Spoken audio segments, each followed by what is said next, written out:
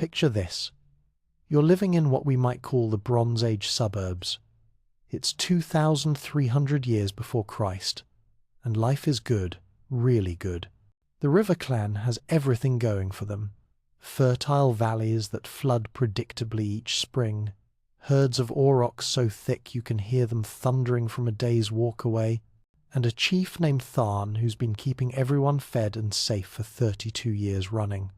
32 years. In an age when most people don't see 40 summers, that's like having the same successful CEO for 3 generations. But here's the thing about success. It makes you deaf to warnings, and in the 32nd year of Tharn's reign, the warnings were everywhere if you knew how to read them. Grok the Bone Reader knew how to read them. Now, Grok wasn't what you'd call leadership material by River Clan standards. While other men measured their worth in spear throws and wrestling victories, Grok spent his time doing what the strong considered beneath them. Watching the patterns in bird flight, the behavior of river fish, the way morning frost formed on certain stones but not others. The kind of observation that looks like laziness to people who think action is always better than thought. For 3 moons, the same dream had visited Grok's sleep with the persistence of a debt collector. Darkness swallowing the sun, unrebid, not the gentle darkness of night, but something hungry and permanent. Ice mountains, impossibly tall, crushing their beloved valley like a giant's fist closing around summer flowers. And strangest of all, in these dreams, only those who dwelt in stone survived. Think about that for a moment. You're a people who've thrived for generations by working with the rhythms of earth and water, sun and season. Your wealth is measured in grain stores and cattle herds. Your power flows from controlling the river's floodplains, and some wild-eyed dreamer comes to you talking about abandoning all of that to go live, in caves like animals. That's exactly what Grok proposed when he stood before the River Clan's circle of judgment. Picture the scene. 40 of the clan's most respected hunters and elders sitting in the traditional circle, the sacred fire crackling between them, and this bone-thin man who dared suggest they abandon everything their ancestors had built. Grok pointed towards Skull Hill, where ancient bear caves dotted the mountainside like empty eye sockets staring down at their prosperity. The response was exactly what you'd expect. Laughter. The kind of laughter that cuts deeper than any blade, because it dismisses not just your words but your worth as a human being. These were practical people facing a practical dreamer, and they knew which side of that equation held value. But here's where the story gets interesting, because Grok wasn't just dealing with skepticism, he was threatening power itself. Chief Tharn ruled not through fear or divine right, but through something far more effective: abundance. Every feast came from Tharn's wisdom in managing the herds. Every successful harvest flowed from his decisions about where to plant and when to move cattle. The chief's authority rested on his ability to keep delivering plenty, season after season. And here comes Grok with his message of coming scarcity, his dreams of abandoning everything, his call to run towards stone and darkness. Do you see the threat? Grok wasn't just predicting disaster, he was undermining the very foundation of Tharn's leadership. Korak the Mighty understood this perfectly. Tharn's own brother, a man whose spear arm had never failed in battle, whose voice could rally hunters across 3 valleys, Korak saw exactly what Grok represented. Without a word of debate, without entertaining even the possibility that these dreams might hold truth, Korak struck Grok down with his spear shaft. The message was clear. The River Clan had no room for cowards who would abandon fertile valleys for barren stone. But as Grok picked himself up from the dust, blood running from his split lip, he had already seen what the others missed. The signs were there, for anyone willing to look beyond the comfort of tradition. The reindeer had arrived 2 moons early. 2 moons! These animals, whose migrations had been as reliable as sunrise for generations beyond memory, suddenly showing up when summer should still have held the land in warm embrace. More telling still, Their breath was visible in the summer dawn. 234. Something no living hunter had ever witnessed. And the sacred hot springs, those mystical pools where the earth's own warmth bubbled up to heal the sick and comfort the weary. For the first time in memory, they were cooling. Not stopping, not disappearing, but losing that comfortable heat that had never failed before. But Grok understood something deeper than weather signs. He understood people. He knew that power protects itself, that comfort breeds blindness, and that sometimes salvation comes only to those who have nothing left to lose. So Grok turned to the discarded. Sarah the lame, whose twisted leg had kept her from the hunt, but whose mind could track star patterns when her body couldn't follow game trails. Old Manak, whose grandfather had survived some earlier catastrophe that lived on only in fragments of song and story. Ula, the strange woman whose fits brought visions that made others uncomfortable, but whose knowledge of hidden paths was unmatched. Together with 43 souls deemed worthless by the clan, the old, the weak, the different, the forgotten, they began the climb toward Skull Hill. Picture them, a limping woman leading a column of society's cast-offs up a rocky mountainside, while below them, the most successful civilization in their known world prepared for another season of plenty. The strong mocked them from the valley floor, their laughter echoing off stone as the refugees disappeared into the shadows of ancient caves. But Sarah had already done calculations the mockers couldn't imagine. She had studied the cave's position and realized it would trap warm air. She had measured its depth and understood it would maintain stable temperatures when the surface world turned hostile. Most importantly, she had counted its chambers and knew they could house 10 times their number when the desperate came calling. And as autumn painted the valley in shades of gold and red, as the river clan prepared for another mild winter with feasts and marriage ceremonies, Grok's people worked with the efficiency of those who know their lives depend on preparation, because winter was coming. Not the kind of winter anyone alive had ever seen, but the kind that would determine who lived to tell the story, and who became just another layer in the ice. The question that should keep you awake at night is this: when the real cold finally arrived, when nature showed just how fragile human civilization really is, who would prove to be the fools, those who climbed toward stone, or those who stayed below trusting in the permanence of plenty? The killing cold arrived not like a creeping frost, but like an invisible avalanche. Imagine the difference between stepping into a cool room and being hit by a freight train of Arctic air. That's what the River Clan experienced when winter finally showed its true face. In a single moon's turn, everything changed. The great river, that reliable highway of trade and life that had flowed for countless generations, froze solid enough to support mammoth herds. If any mammoths had remained to cross it, that is. Because here's the terrifying thing about this kind of climate catastrophe. It doesn't just change the weather, it erases the very animals that define your world. The temperature dropped so fast that sap-filled trees exploded like thunder. Think about that for a moment. Trees, these massive living monuments that had weathered decades of normal winters, literally bursting apart as different. The water inside them turned to ice and expanded. Morning birds fell frozen from their roosts before they could even attempt to fly south. The natural world wasn't adapting to this change. It was dying from it. Down in the valley, Chief Tharn did what successful leaders do when faced with crisis. Nor pen. He applied the solutions that had worked before. Deeper fire pits were dug with the determination of men who believed effort could overcome any obstacle. Extra hunting parties were organized, because surely more hunters meant more food. Grain stores were rationed with the careful mathematics of people who had survived lean times and knew they could do it again. But this was not a traditional winter. This was something else entirely. The sky itself seemed to thicken, heavy and grey as cave stone, pressing down on the valley like a burial shroud. The sun, that reliable source of warmth and hope, became a pale ghost that barely cleared the horizon before sinking back into grey oblivion. Day and night lost their meaning, when darkness ruled for 20 hours out of every 24.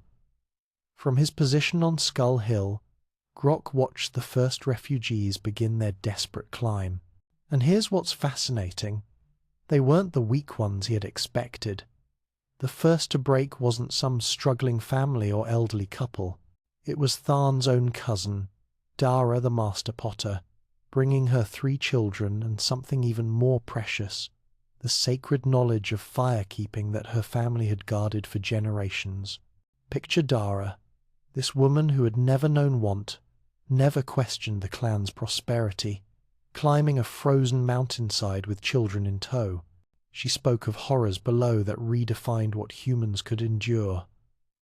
Hunters returning, empty-handed day after day, not because they lacked skill, but because there was simply nothing left alive to hunt. Children developing the sleep sickness that comes before freezing, that terrifying lethargy where the body begins shutting, down to conserve warmth for organs that might still survive. And Tharn, that rock of stability who had led for 32 years, he was maintaining order through increasingly violent displays of strength. When persuasion fails, when tradition crumbles, when the very foundations of authority prove useless against forces beyond human control, even good leaders can become desperate tyrants. When Grok descended with offers of sanctuary, Korak's spearmen drove him back, calling him vulture and doom speaker. But here's the thing about desperate people. They find ways around official prohibitions. Within 7 days, the secret pilgrimages began. Families climbed by moonlight, guided by Ula's mysterious ability to navigate in darkness that seemed almost supernatural to surface dwellers. Grok had organized teams to meet them with warm furs and hot pine needle tea, simple preparations that meant the difference between life and death. For people who had used up their last reserves of strength, just reaching the mountain, the cave transformed from last resort to only hope. And this is where Sarah the Lame proved that intelligence trumps physical strength when survival is at stake. She had discovered hot springs deep in the mountain's belly, natural heating systems that the bear caves had hidden for centuries. More importantly, she had figured out how to engineer clay pipes to channel warm steam through sleeping chambers, creating a heating system that would have impressed Roman engineers 1,000 years in the future. Manak established rotation systems with the precision of a military quartermaster, who gathered ice for water, who maintained fires, who stood watch for cave bears drawn by the warmth of human habitation. These weren't random assignments. They were carefully calculated distributions of labor that kept everyone useful and everyone invested in the group's survival. By winter's depth, 200 souls packed into spaces meant for 20. Can you imagine the logistics, the social pressure, the smell, frankly, of that many people living in enclosed stone chambers? And still they came, because the alternative was death. The night that defined everything arrived when Tharn himself appeared at the cave mouth. The mighty chief, frostbitten and broken, his powerful frame wasted by starvation, his legendary pride frozen away by the simple mathematics of calorie deficit in a world without food. Picture this man who had ruled through strength and wisdom, reduced to begging for shelter from the dreamer he had once dismissed. Grok faced the decision that would define leadership for generations. He could have turned Tharn away. He could have demanded apologies or submission. He could have let the old order die with the old chief. Instead, he brought his former tormentor inside, TZA, but placed him in the coldest chamber until he agreed to accept Grok's new laws. And what were these revolutionary laws? All work, all eat, all contribute, all decide, all survive, or none survive. Think about how radical this was. These people came from a world where status determined access to resources, where strength meant privilege, where leadership was about commanding rather than serving. Grok was proposing something that wouldn't become widespread political theory for thousands of years. True democracy, born not from philosophy but from necessity. The cave had become more than shelter. It had become a school where humanity learned new ways to organize itself. And the first lesson was simple. When survival depends on cooperation, hierarchy becomes a luxury no one can afford. But the hardest tests still lay ahead, because cramming 200 desperate people into stone chambers was just the beginning of their education in what humans can endure when they have no other choice. Time ceased to exist as the outside world knew it. Think about how your own sense of rhythm depends on external cues. Sunrise, sunset, the changing seasons, the social patterns of work and rest that tie you to the larger world. Now imagine all of that stripped away, replaced by the eternal twilight of stone chambers lit only by flickering fires. In this perpetual darkness, new rhythms emerged like life adapting to conditions no human had ever faced. The fire ceremony every 12 hours became their clock, their calendar, their connection to something larger than mere survival. Ula's fits, those strange seizures that had made her an outcast in the surface world, came with mysterious regularity and became their weekly markers. The woman others had dismissed as touched by madness had become their timekeeper in a timeless world. Here's what's truly remarkable. Children born in this darkness learned to navigate by touch and echo, developing abilities that would seem magical to surface dwellers. These kids were essentially becoming human bats, using sound and spatial memory to move through complete blackness with confidence that would terrify adults who needed light to function. Evolution in real time, forced by circumstances no one could have imagined. The cave walls became libraries as Old Manak taught the young to record their history in ochre and charcoal. First came simple hunting scenes, the familiar images that connected them to their lost world above. But gradually, the art evolved into something unprecedented. Complex spirals representing their journey from light to dark to light again. They were inventing symbolic representation, creating the first abstract art born from shared trauma and hope. The greatest crisis came in the second year when the stored meat ran low and the grains sprouted with strange black mold. Picture the desperation. You've survived the impossible by working together, and now your own success threatens to kill you. Too many people consuming limited resources, contamination destroying what little remained. This is when cooperation gets tested by the harsh mathematics of survival. Jarak, Tharn's former war chief, led 30 fighters in an attempt to seize the warmest chambers and largest food shares. These were men trained in violence, accustomed to taking what they needed through strength. In the old world, this would have been a successful coup, the strong overthrowing the weak when resources became scarce. But Grok had been thinking 3 moves ahead.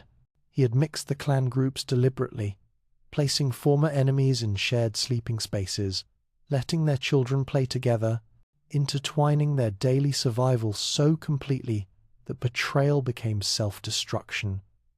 When Jarak raised his fist to strike, his own daughter stood with Grok's supporters. The revolution dissolved into tears and reconciliation, because the would-be rebels discovered they couldn't hurt their enemies without destroying their own families. From this crisis came the Council Circle, where decisions were made by consensus rather than force. Imagine the patience this required. Dozens of people, stressed by confinement and hunger, having to talk through every choice until everyone could live with the result. And the sharing songs, where each person's contribution to survival was celebrated nightly, ensuring that no one could be dismissed as useless or forgotten. These weren't just feel-good rituals. They were social technologies as sophisticated as anything developed by later civilizations, designed to prevent the kind of internal conflicts that could destroy them faster than any external threat. Deep in the 3rd year, when hope had worn as thin as their last leather scraps, young Tam the Explorer made a discovery that saved them all. A second cave system, vaster than the first, where blind fish swam in warm pools and edible mushrooms grew in mysterious profusion. The mountain had been hiding an entire ecosystem, waiting for humans desperate enough to explore beyond the familiar. But here's the thing about windfalls: they test your character as much as scarcity does. Some wanted to hoard the bounty, others to gorge after so much deprivation.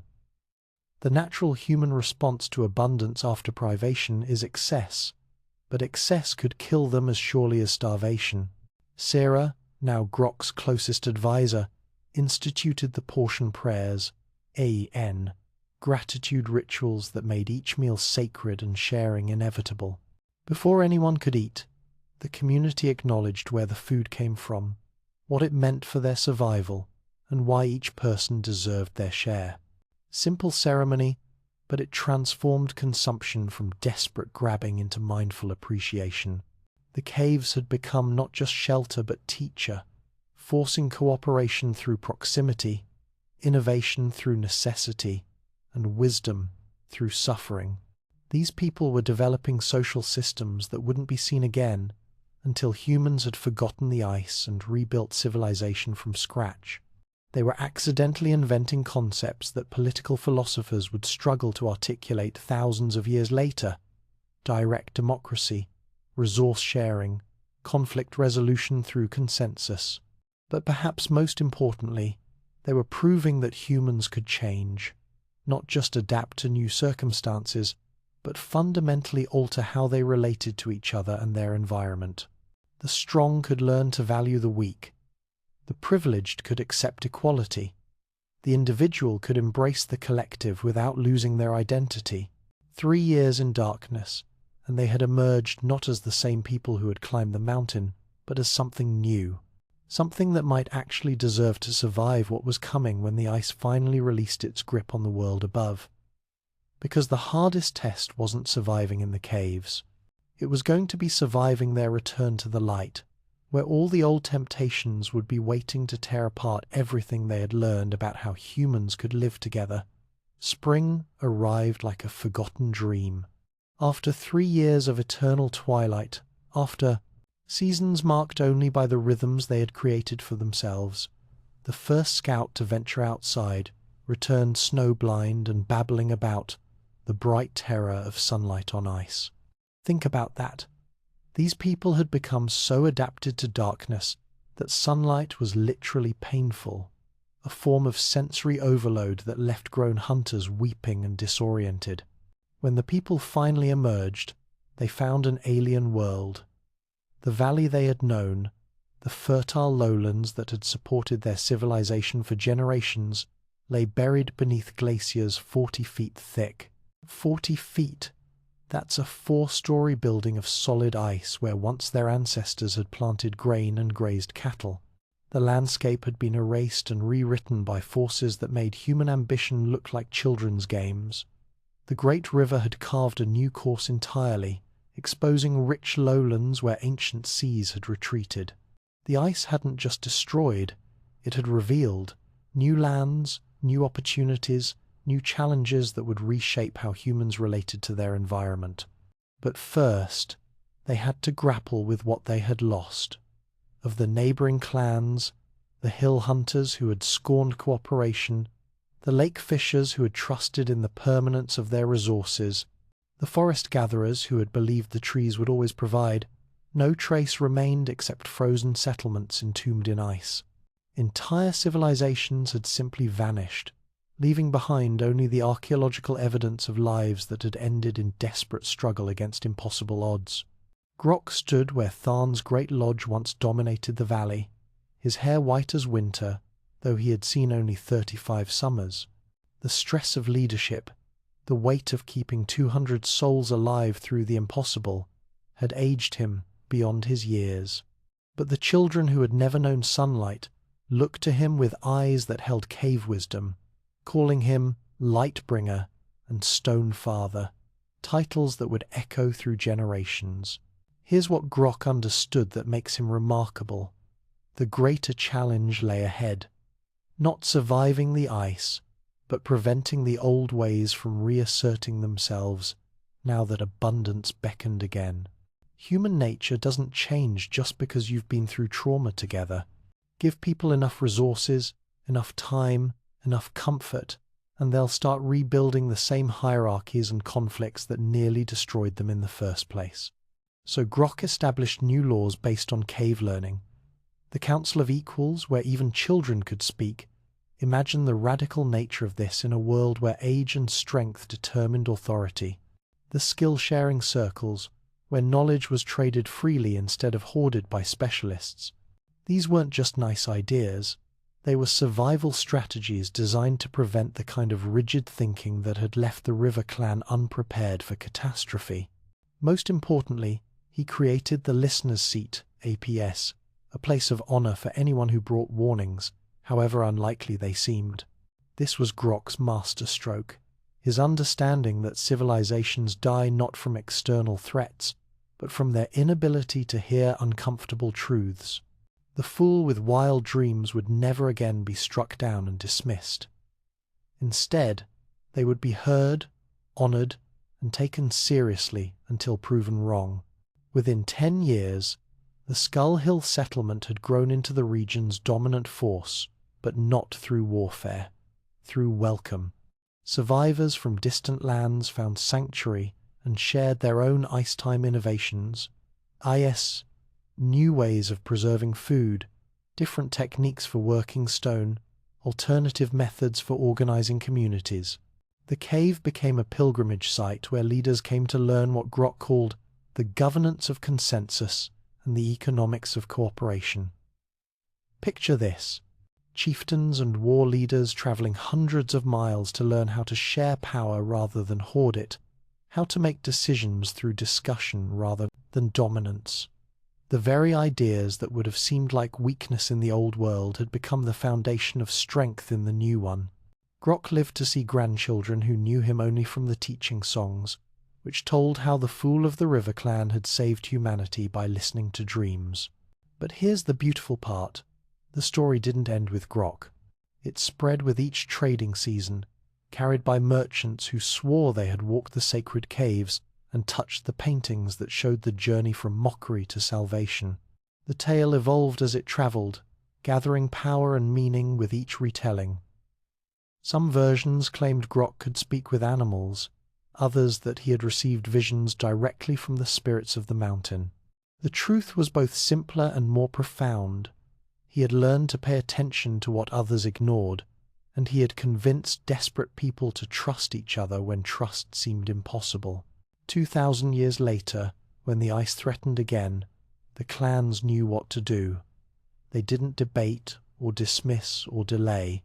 They looked for the fools with their wild warnings, and they climbed towards stone, because the greatest lesson of Grok's story wasn't about surviving catastrophe. It was about recognizing truth when it comes from unexpected sources. The children born in darkness had become the light-bearers for future generations. The discarded and dismissed had proven themselves the wisest of all. And the fool who saw winter coming had taught humanity its most important lesson. Sometimes salvation wears the face of madness, and the difference between wisdom and foolishness is nothing more than time. In the end, Grok's legacy wasn't the settlement he built or the laws he established. It was the understanding that human civilization survives not because the strong dominate the weak, but because the wise listen to warnings, prepare for the impossible, and remember that today's strength can become tomorrow's weakness faster than winter can swallow summer. The story of Grok the Bone Reader reminds us that every age has its fools predicting doom, and every age faces the choice between dismissing them or learning from them before it's too late. The ice always returns. The question is whether we'll be ready when it does.